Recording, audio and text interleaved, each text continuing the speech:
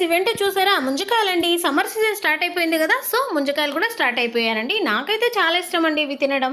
ఇంటి దగ్గర అయితే మా డాడీ తీసుకొస్తూ ఉంటారండి, చాలా తింటూ ఉంటానన్నమాట. చెన్నైలో అంతగా దొరకవు, బట్ రేర్గా దొరుకుతూ ఉంటాయి.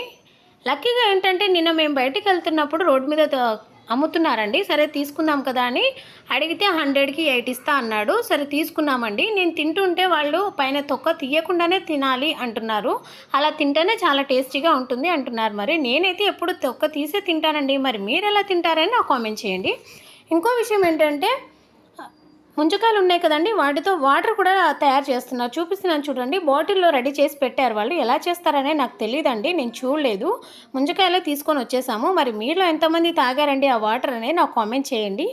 ఇప్పటివరకు తినని వాళ్ళైతే తినండి ఫ్రెండ్స్. ఇప్పుడు ఎండలు బాగున్నాయి కదా, ఇవి తినడం ద్వారా బాడీ డీహైడ్రేషన్ నుండి కాపాడుతుంది అనమాట. వీడియో నచ్చితే లైక్ చేయండి, సబ్స్క్రైబ్ చేయండి. బాయ్.